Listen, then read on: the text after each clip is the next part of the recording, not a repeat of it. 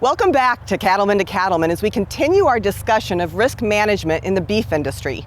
I'm joined now by Margaret Ann Smith, who is the sixth generation of her family to be involved in the beef industry.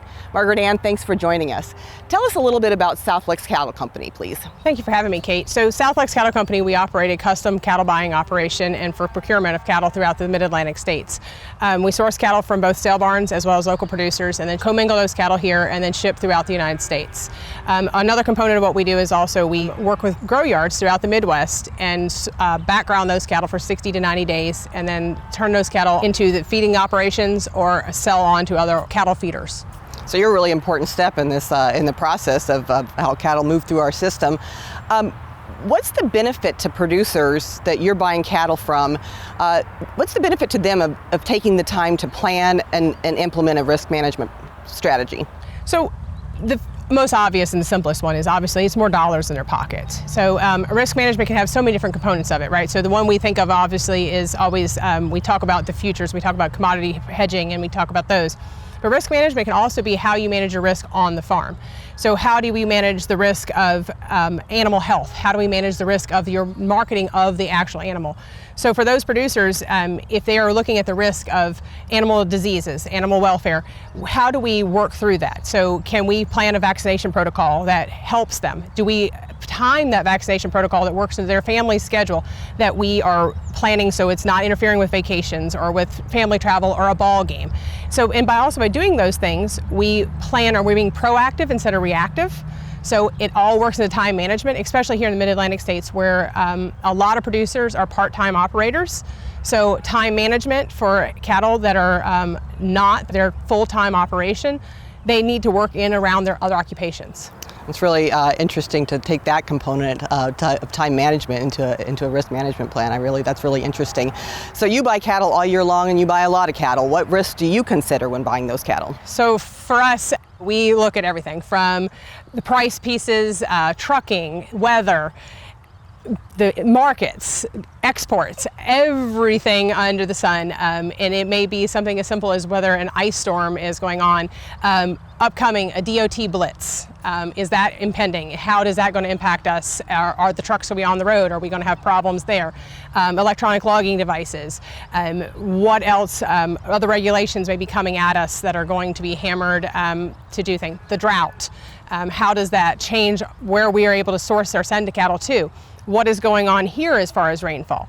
But it can also be simple things such as it's graduation weekend, both in colleges or in a high school situation, or it's a holiday.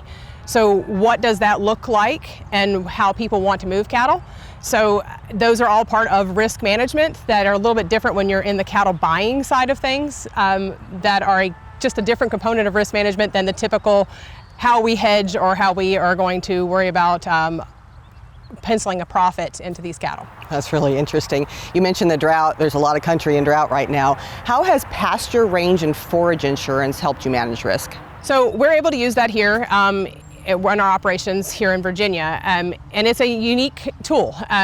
It takes a lot of time and effort to learn about the grids and how to use those and how to dial down and to study the patterns and to look through the patterns. It has enabled us to be able to offset feed cost in those bad years and those years when it doesn't rain in a certain grid or quadrant, and that has been imperative. And it's neat, it's different in the sense that we're being able to ensure whether we're going to rain or not.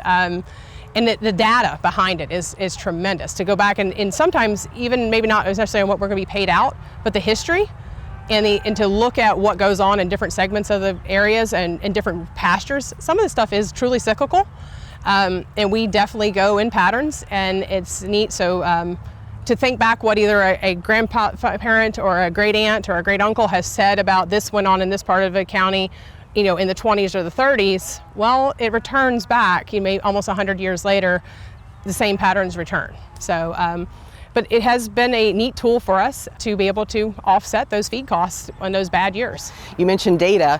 You keep track of a lot of information. How does data management play into risk management strategy? So data management, it becomes all hands on deck, and it goes from the top to the bottom. It is everybody from all of our folks It is not just me, it is not just my other half, it's not just my brother and my dad, it is everyone who works here. We all keep up with data. And then some of it is automated, right? So we use climate, we use some of the automated systems that just feed in information as we need it. And those are kind of cool tools, but we also use a lot of software that helps us track that, whether it be pasture movements, tracking how many days cattle are on feed, looking at animal units, looking at pasture conditions and stocking rates, those things. But being able to get that information very, very quickly and at a minute's notice, whether it be for a government report, and being able then to take that data and then piggyback it right into what we need to plop it into a government program, makes it so much more seamless to do. It makes it a little bit easier. And with the labor situation we're all in, no matter where you are in this country, anything that we can do, if you do it one time, one step, and if you can pull a report and hand it in, makes life so much simpler. Yeah, this has been great information on just this very broad topic, like you said, of risk management. Thanks for your input and thoughts, really enjoyed it. Yes, thank you.